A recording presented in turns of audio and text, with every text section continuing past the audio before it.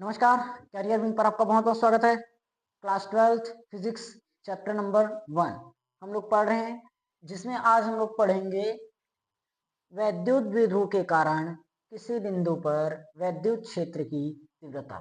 वैद्युत द्विध्रुव के कारण किसी बिंदु पर वैद्युत क्षेत्र की तीव्रता। इसको दो प्रकार से पढ़ना है, पहला अक्षीय स्थिति में, दूसरा निरक्षीय स्थिति में। समझ में आया? पहला अक्षीय स्थिति में, दूसरा निरक्षीय स्थिति। हम लोग पहला स्टार्ट करेंगे अक्षीय स्थिति। देखो, हमने तीन प्रकार से इस व्यंजक को पढ़ना है। पहला, बिंदु आवेश के कारण किसी बिंदु पर वैद्युत क्षेत्र की तीव्रता, जो हम कल पढ़ लिए। उसके बाद वैद्युत द्विध्रुव के कारण वैद्युत क्षेत्र की तीव्रता, ये दो प्रकार से पढ़नी है। पहला अक्षीय स्थिति, दूसरा निरक्षीय स्थिति। और दोनों का दोनों क्वेश्चन, अक्षीय और निरक्षीय, बहुत ज्यादा इंपॉर्टेंट है। पेपर में भी कई बार आया हुआ है। आप लोग प्रीवियस ईयर का पेपर उठाकर देख सकते हैं, वहां से आप लोगों को क्वेश्चन देखने को मिल जाएगा, अक्षीय और निरक्षीय। तो आज की क्लास बहुत ही इंपॉर्टेंट क्लास है, शुरुआत से लेकर लास्ट तक जरूर देखना। ठीक, चलिए शुरू करें। देखो, वैद्युत द्विध्रुव के कारण अक्षीय स्थिति पर वैद्युत क्षेत्र की तीव्रता। ठीक, पूरा क्या बनेगा? वैद्युत द्विध्रुव के कारण अक्षीय स्थिति, किसी बिंदु की जगह अक्षीय स्थिति पर वैद्युत क्षेत्र की तीव्रता। इसके बाद हम लोग जानेंगे निरक्षीय स्थिति। यहाँ तक समझ में आया? ठीक है। इंग्लिश में इसको बोलते हैं and on position. And on position. चलिए, ये हमारा छोटा सा नन्ना मुन्ना डायग्राम है, इसको समझना। अब जैसे हम हर बार करते हैं, डेरिवेशन निकालने से पहले अपन चित्र के बारे में थोड़ा सा समझ लेते हैं। ठीक, उसके पहले मैं बताऊंगा अक्षीय स्थिति। अक्षीय स्थिति क्या होता है समझिए। हम निकाल क्या रहे हैं? किसी बिंदु पर वैद्युत क्षेत्र की तीव्रता। किसी बिंदु पर वैद्युत क्षेत्र की तीव्रता। तो जिस बिंदु पर हम वैद्युत क्षेत्र की तीव्रता ज्ञात करते हैं, ठीक, ध्यान से एक एक पॉइंट समझना। जिस बिंदु पर वैद्युत क्षेत्र की तीव्रता ज्ञात करनी है, जिस बिंदु पर भी वैद्युत क्षेत्र की तीव्रता ज्ञात करनी है, अगर द्विध्रुव के अक्ष पर हो, किस पर? अक्ष पर, तो उसको बोलते हैं अक्षीय स्थिति। और लंबवत हो, उसको बोलते हैं निरक्षीय स्थिति। समझ में आया? साफ साफ पता चल रहा है। अक्षीय बोल दिया है तो अक्ष पर रहेगा, निरक्षीय बोल दिया है तो निरक्ष पर, यानी कि लंबवत पर रहेगा। एकदम क्लियर बात समझ में आ गई। तो हम अक्षीय स्थिति की परिभाषा पहले लिखेंगे। ओके, चलिए हमने लिखा देता हूं, आप लोग नोट कर लेना। क्या लिखोगे?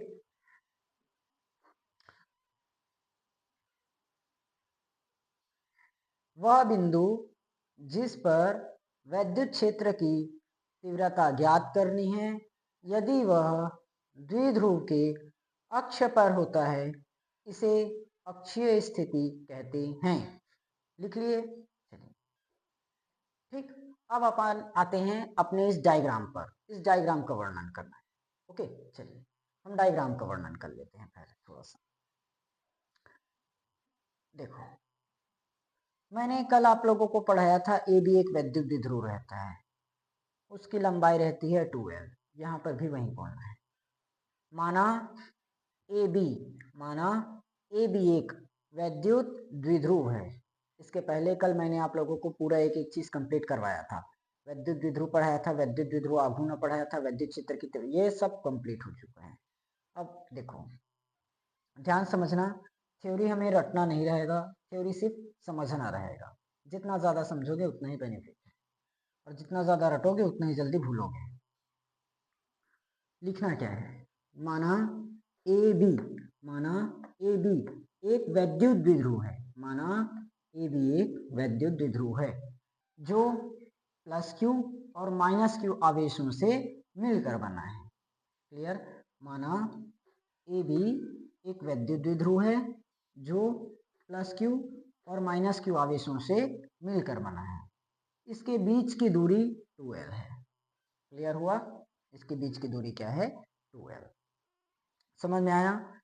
इसके मध्य बिंदु O से, मध्य बिंदु O से r दूरी पर, r दूरी पर एक बिंदु P है, जहां पर वैद्युत क्षेत्र की तीव्रता ज्ञात करनी है। क्लियर? एक बार थ्योरी और बोल रहा हूं, ध्यान समझना। माना ए बी एक वैद्युत द्विध्रुव है जो प्लस क्यू और माइनस क्यू आवेशों से मिलकर बना है, जिसके बीच की दूरी 2L है। इसके मध्य बिंदु O से R दूरी पर एक बिंदु P है जिस पर वैद्युत क्षेत्र की तीव्रता ज्ञात करनी है। एकदम सही। चलिए, तथा यह ऐसे परावैद्युत माध्यम में रखा है जिसका परावैद्युतांक K है। ऐसे परावैद्युत माध्यम में रखा है जिसका परावैद्युतांक क्या है? K है। एकदम सही बात है। चलिए, याद हो गया थ्योरी? आप लोग लिख लेना जैसे जैसे मैंने थ्योरी बताया। मैं एक बार बोल देता हूँ, आप लोग नोट भी कर सकते हैं।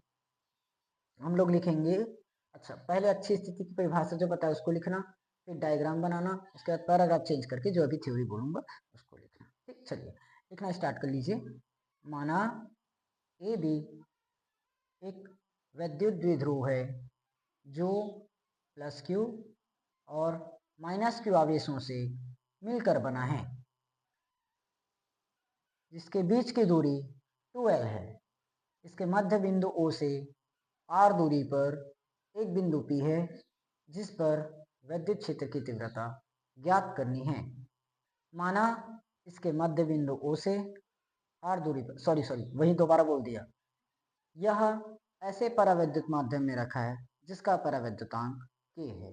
क्लियर है? लिख लिए। चलिए अब देखते हैं। अब यहाँ पर हम दो प्रकार से वैद्युत क्षेत्र की तीव्रता निकालेंगे। पहला प्लस क्यू आवेश के कारण P पर, उसके बाद माइनस क्यू आवेश के कारण P पर। समझो, हम निकाल क्या रहे हैं? वैद्युत क्षेत्र की तीव्रता। कहाँ पर निकालने बोले?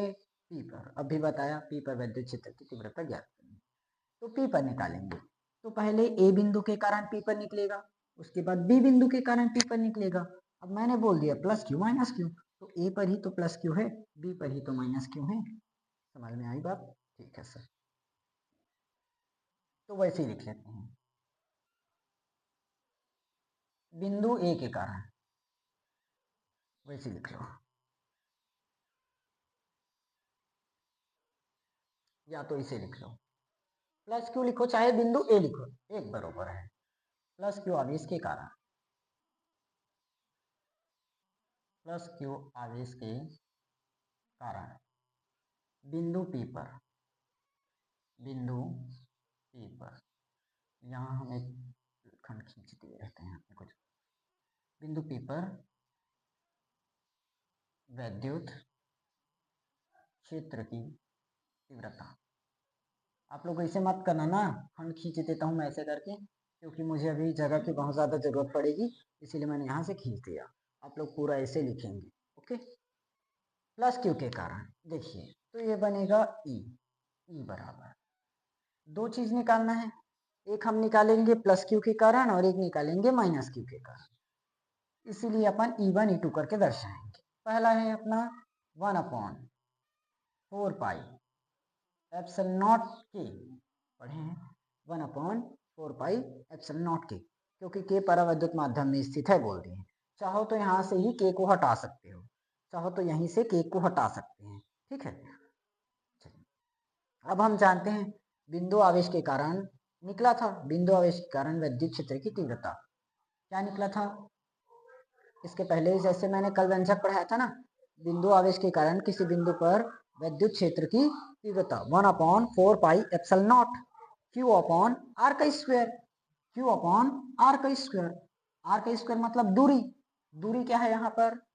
प्लस क्यू कहाँ उपस्थित है? A पर, तो A पर कहाँ पर निकाल रहे हो? P पर, तो AP का स्क्वायर बन जाएगा। बात समझ में आई सर? ठीक, क्योंकि ए पर निकाल रहे हैं, किसके कारण निकाल रहे हो? ए के कारण। कहाँ पर? पी पर, तो बिंदु ए के कारण पी पर वैद्युत क्षेत्र की तीव्रता, बिंदु ए के कारण पी पर वैद्युत क्षेत्र की तीव्रता, प्लस क्यू का मतलब बिंदु ए। ठीक है, अब मुझे यहाँ पर एपी की दूरी चाहिए, 1/4 पाई एप्सिलॉन नॉट के को मैं ऐसे करता हूँ, हटा देता हूँ सीधा, क्योंकि के का मान सामने चलकर 1 ही होगा। ठीक है, के का मान सामने चलकर 1 ही होगा, तो लिखने की कोई भी जरूरत नहीं है। ओके, चलिए बताओ, Q divided bye A P की दूरी क्या निकलनी चाहिए? ए से पी, ए से पी, ए से पी, मुझे इस दूरी का मान चाहिए। तो अब बोलोगे सर ओ से जो ए का मान है ये तो मेरा एल है, ओ से बी का मान भी मेरा एल है, होगा क्योंकि 2l है। आ गया समझ में? अब देखो, मान लो ये मेरी पूरी की दूरी 8 होती और ये दूरी 3 हो जाता, तो ये कितना बचता? 5 नहीं बचता? 5 और 3 तभी तो मिलकर 8 होता, मतलब 8 में से इस 3 को घटाना पड़ता, तो आर में से एल को माइनस करना पड़ेगा। एकदम सही बात, आर में से क्या कर देंगे? एल को माइनस कर देंगे। देखो मेरा पढ़ाना एकदम स्लो लग रहा होगा तो थोड़ा सा आप लोग फास्ट कर सकते हैं ना। आर माइनस एल का स्क्वायर हो जाएगा, आर माइनस एल का स्क्वायर, एकदम सही बात है सर। समझ में आ गया? इसको मान देता हूं मैं क्वेश्चन नंबर फर्स्ट। ये निकला अभी प्लस क्यू आवेश के कारण, प्लस क्यू आवेश मतलब बिंदु ए के कारण। अब निकालेंगे माइनस क्यू के कारण, माइनस क्यू आवेश, माइनस क्यू आवेश यानी कि बिंदु बी, लिख दिए रहता हूं चलो ब्रैकेट में, बिंदु बी के कारण, के कारण कहा? बिंदु पी पर, बिंदु पी पर, बिंदु पी पर, हाँ, वैद्युत क्षेत्र की तीव्रता, वैद्युत क्षेत्र की तीव्रता, ठीक है। चलिए, माइनस क्यू कहां पर उपस्थित है मेरे भाई? अब भी मैंने बताया बी पर, तो अब हमारा क्या हो जाएगा? E2 1/4 पाई एप्सिलॉन नॉट, के भी रहता है लेकिन के का मान तो 1 हो जाएगा आखिर में जाकर, इसलिए हम एप्सिलॉन नॉट कर, उसके बाद क्यू बटे ए पी का स्क्वायर है तो अपन कर देंगे क्यू बटे बी पी का स्क्वायर। कारण बिंदु बी से निकाल रहे हो, कहां पर? बिंदु पी पर, तो हम दूरी लेंगे बी से पी तक, देखो दर्शाया भी है बी से पी तक की दूरी। अब मुझे यहाँ पर बताओगे बी से पी तक की दूरी क्या होनी चाहिए? अब बोलोगे सर बी से लेकर, सॉरी सॉरी सॉरी, हमें किसकी दूरी चाहिए? बी से पी तक, बी से पी तक, ठीक। तो हम जानते हैं पी से ओ तक की दूरी आर है और ओ से बी तक की दूरी क्या है? एल है, क्या है? एल है। तो टोटल दूरी क्या बनी? आर प्लस, टोटल दूरी क्या बनी? R plus. तो हम वैसे ही करेंगे सेम, मेरे ख्याल से सबको समझ में आ गई। तो फाइनली E2 बराबर आ जाएगा मेरा 1/4 pi epsilon naught Q divided by R plus L का स्क्वायर। समझ में आ गया एकदम बात? किसी को कोई दिक्कत नहीं सर, ठीक। इसको मैं मान देता हूँ क्वेश्चन नंबर सेकंड। क्या मान दिया हमने? Question number second. एकदम क्लियर है? चलिए क्लियर है। अब क्या निकालेंगे? परिणामी तीव्रता। क्या निकालेंगे? परिणामी, परिणामी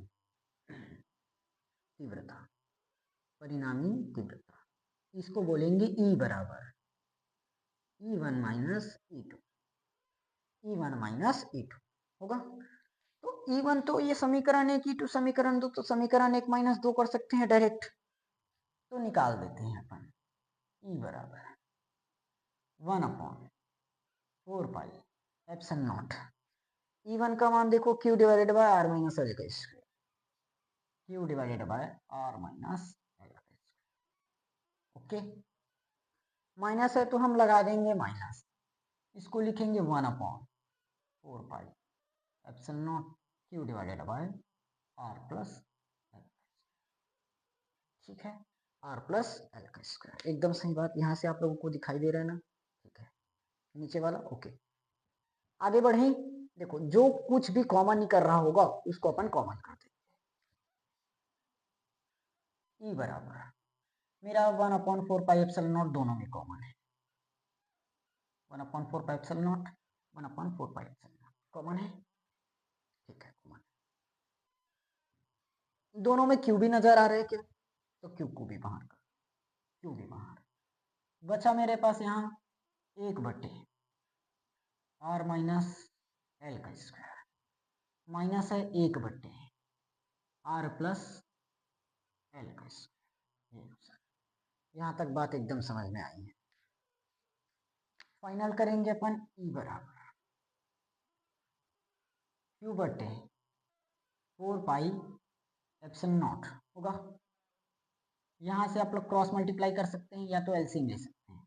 एक का गुणा करेंगे आर प्लस एल का स्क्वायर में, बीच में माइनस है तो मैं माइनस लगा, उसके बाद कर देंगे आर माइनस एल का डिवाइड में, दोनों का भी गुणा होगा आर माइनस एल का आर प्लस एल का। बात समझ में आई? यहाँ से अपन थोड़ा सा इसको सॉल्व करने की कोशिश करते हैं, कोशिश नहीं पूरा बनाते हैं। ई बराबर क्यू बटे 4 पाई एप्सिलॉन नॉट, ठीक है।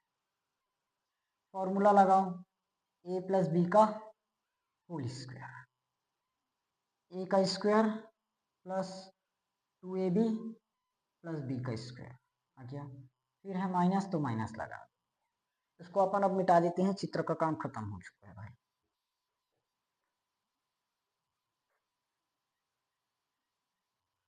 ठीक है, चित्र का काम तो हम निपटा चुके हैं।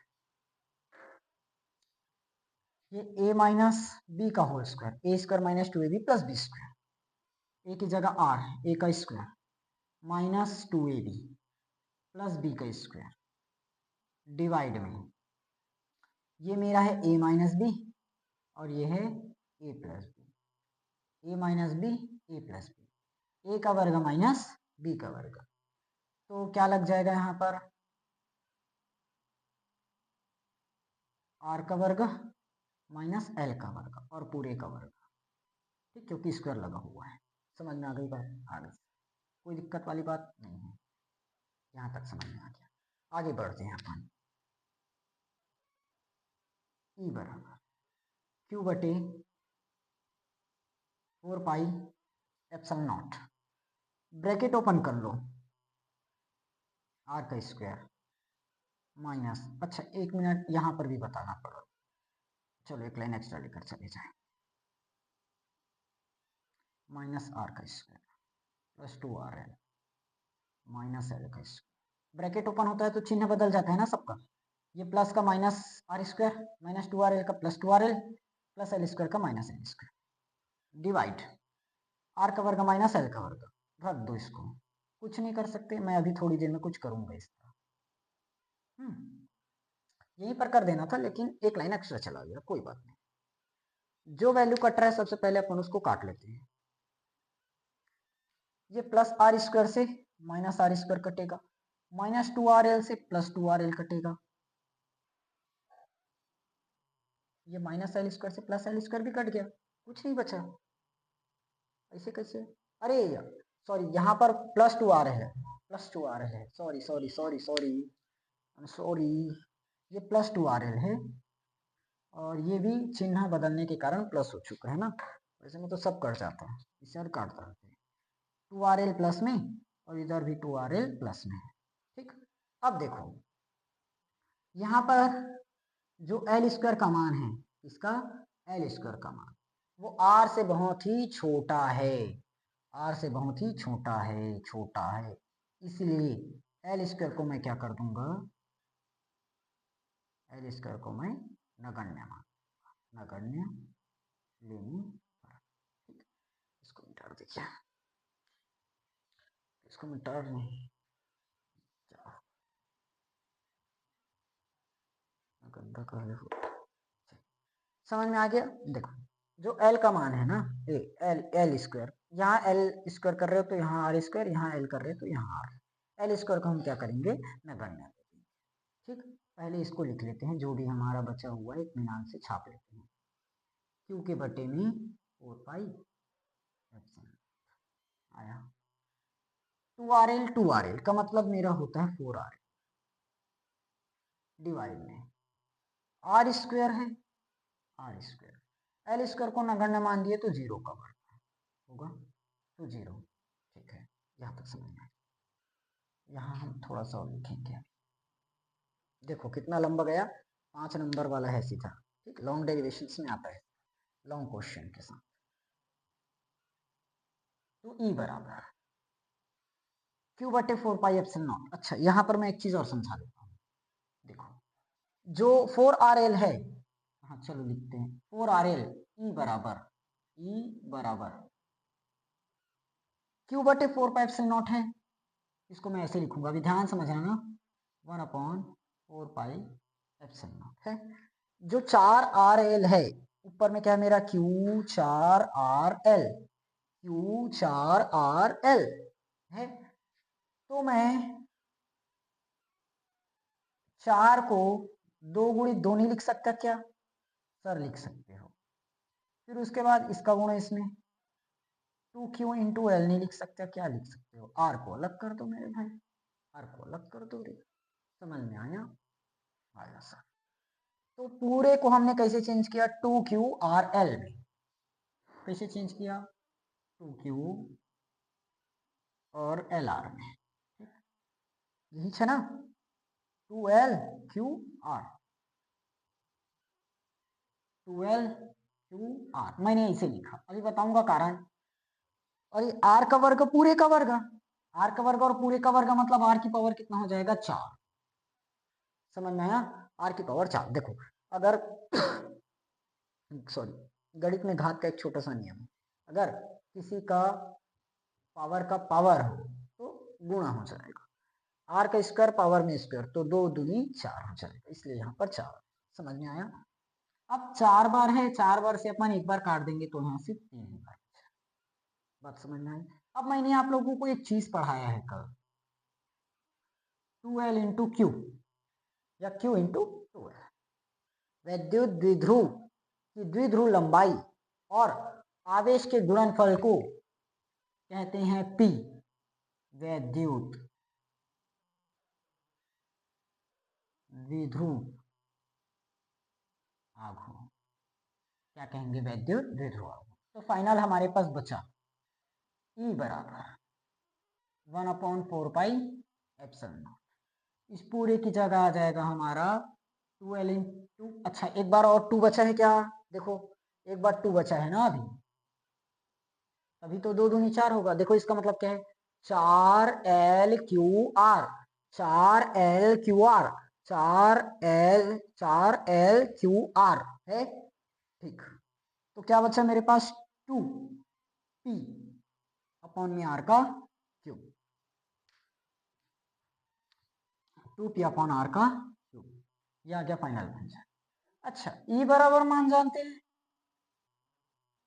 1/4 पाई एप्सिलॉन नॉट का मान होता है 9 × 10⁻⁴ 2P डिवाइडेड बाय R का cube, 2P divided by R का क्यूब होगा। ये आ गया हमारा द फाइनल व्यंजक। समझ में आया? लास्ट में हम लिख देंगे यही अक्षीय स्थिति पर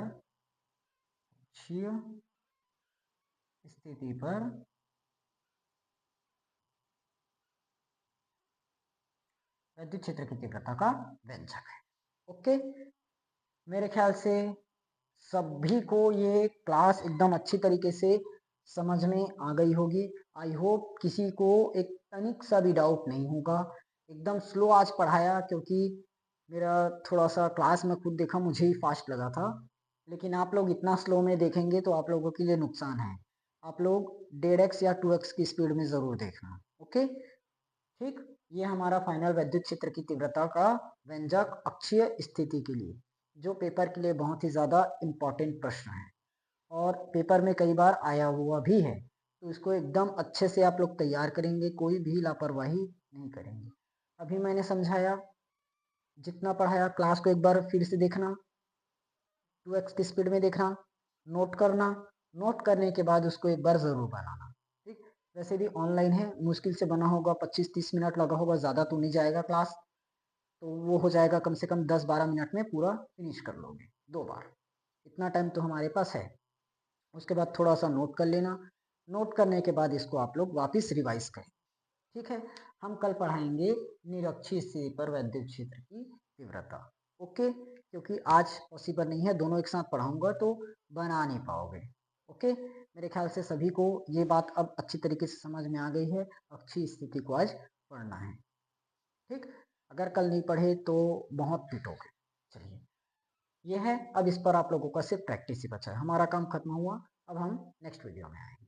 अगर आप लोगों को ये क्लास अच्छी लगी हो तो क्लास को लाइक ज़रूर कीजिएगा, अपने दोस्तों के साथ शेयर करना और चैनल को सब्सक्राइब ज़रूर कर लेना। पूरे चैप्टर्स को मैं इसी तरह से कंप्लीट करवाऊंगा, शुरुआत से लेकर लास्ट।